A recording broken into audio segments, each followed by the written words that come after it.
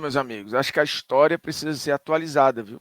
O ranking, porque ela não é feita de cimento, né? Ela é feita de gente. Nunca pensei em ser perfeito, mas vou correr pelo direito. Fala, moçada, beleza? O Bruno Formiga na área e nada mais. A partir daqui você faz o que você bem entender, até porque a visualização já está contabilizada. Seguinte, Flamengo tricampeão da Libertadores e a Era de Ouro 2.0, como eu já gravei vídeo aqui sobre o assunto, conquistando a sua segunda Libertadores. O Flamengo, nos últimos 4 anos, chegando em 3 finais de Libertadores, ganhando do River, perdendo do Palmeiras e agora ganhando do Atlético Paranaense. Uma final muito mais embaçada do que muita gente projetava.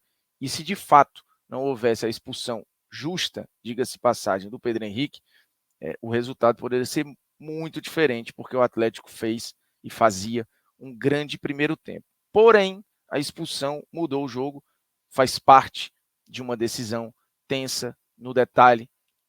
A expulsão ela leva o jogo para um outro caminho.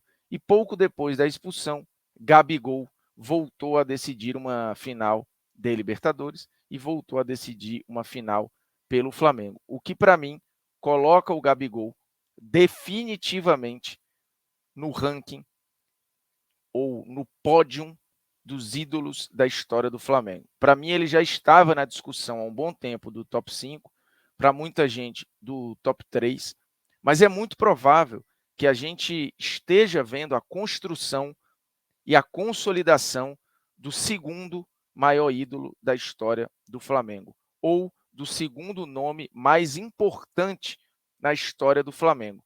Sim, Gabriel Barbosa está se desenhando, ou para mim já está desenhado, pelo menos o esboço, talvez falte colorir, o lugar de segundo maior ídolo da história do clube. É óbvio que mexer no Zico é basicamente impossível, porque ele refunda o Flamengo na era moderna e a partir dos anos 80 coloca o Flamengo num lugar em que o Flamengo nunca esteve. Então é como se fosse uma segunda fundação do clube. E o Gabigol, de uma maneira ou de outra, ele faz parte de um terceiro momento. Só que para uma geração inteira, para uma galera mais nova, e essa geração de flamenguistas, ela é relevante, ela é muito grande, o Gabriel, ele é o nome mais importante para essas pessoas. É óbvio que a história do clube não representa só o olhar de uma geração. A história de um clube representa a história de um clube. Ela não é escrita e determinada só por uma parcela, mas é um somatório de tudo. Por isso, o sentimento dessas pessoas, essa geração, essa era de ouro 2.0, ela furou fila e ela colocou o Gabriel num lugar muito especial e muito particular da história do Flamengo. Para você ter uma ideia do que o Gabriel fez na final da Libertadores, isso o colocou como o maior artilheiro brasileiro na história da competição ao lado do Luizão, e fatalmente ele passará, sendo que o Luizão, em uma só edição, fez 15 gols, ou seja, praticamente metade do que ele produziu em uma edição. O Gabriel está distribuindo isso em edições e conquistando títulos, porque o Luizão, quando foi artilheiro disparado de uma edição de Libertadores pelo Corinthians, nem campeão foi. O Gabriel ele já foi artilheiro e campeão de uma edição de Libertadores, ele já foi vice e melhor jogador de uma Libertadores, e agora ele volta a ser campeão da Libertadores, não sendo artilheiro, porque esse papel ficou com o Pedro, e também o prêmio de melhor jogador da edição 2022. Mas em 2019, o Gabriel é campeão e artilheiro. Em 21, ele é vice-campeão e melhor jogador. E agora ele volta a ser campeão, ou seja, uma relação muito umbilical com a competição. São 49 jogos, 29 gols e 9 assistências, levando aí praticamente 108 minutos para participar de gol, 125 chutes, sendo 75 no gol, o que dá uma pontaria de 60%, e isso é excelente.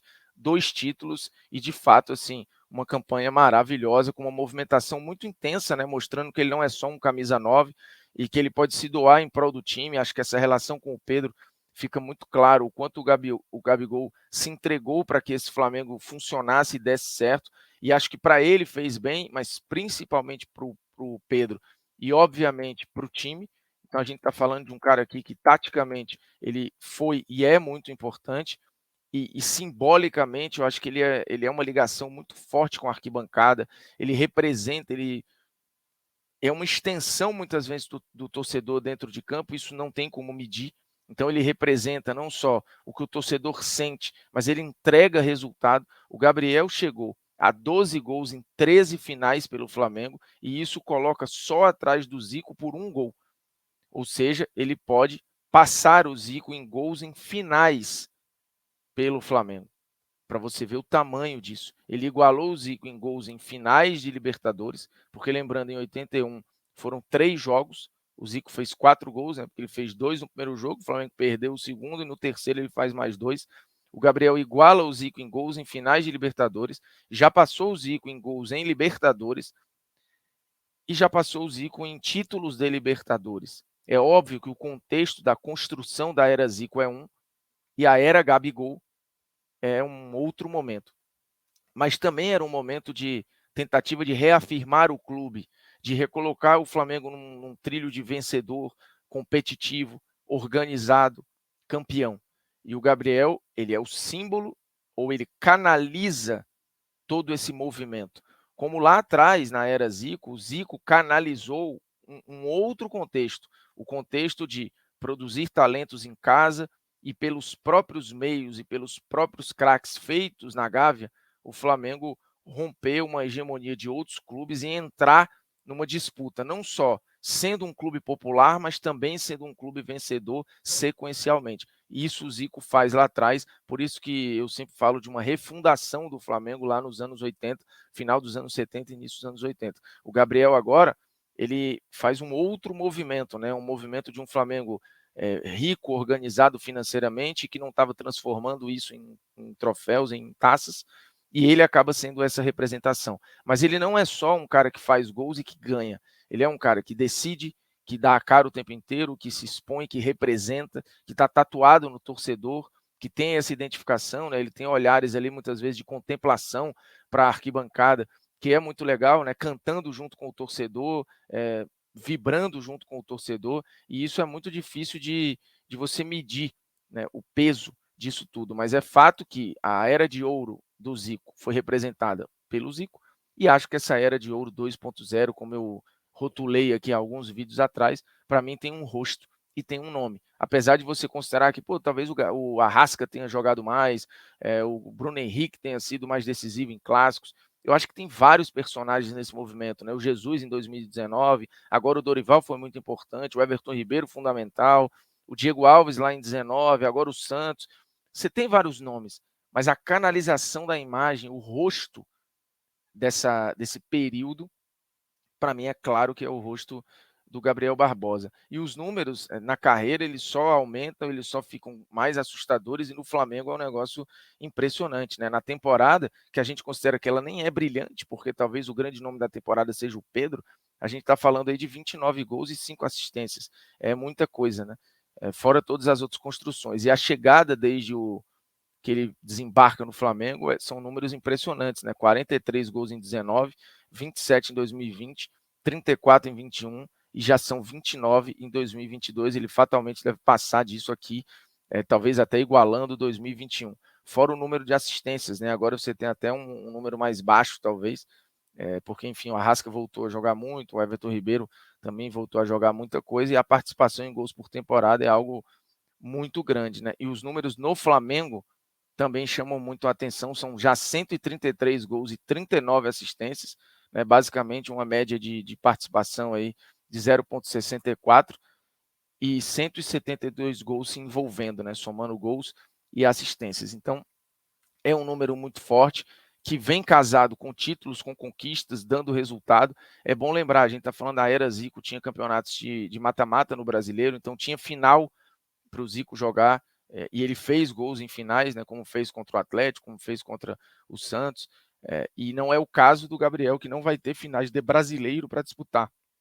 Tem, óbvio, Copa do Brasil, que não existia na era Zico, tem as Supercopas, que também não existia na era Zico, então talvez você tenha aí uma compensação, mas é muito provável que a gente veja o Gabriel passando o Zico em mais um quesito, que é o quesito gols em finais. Então, isso na memória do torcedor vai consolidando um personagem muito importante. Então, para mim, a gente está diante do segundo maior jogador da história do clube, e é compreensível que para muitos torcedores do Flamengo ele seja o nome mais relevante, respeitando, óbvio, um lugar quase intocável do Zico, porque tem todo esse contexto explicado aí.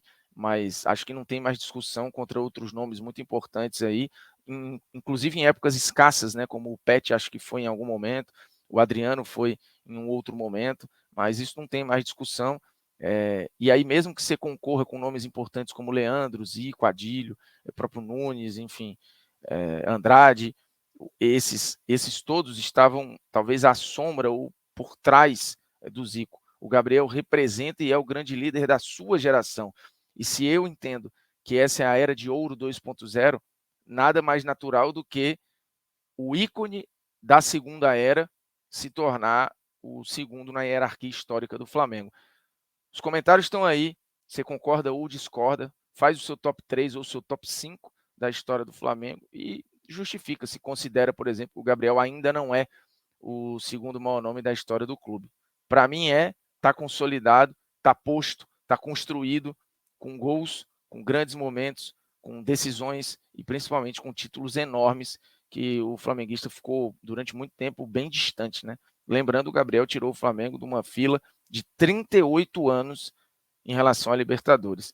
E aí, basicamente, 3 anos depois, volta a ser campeão da Libertadores da América. Beleza? É nóis, tamo junto. Agora, que quiser se inscrever no canal, fica à vontade, hein? Um abraço.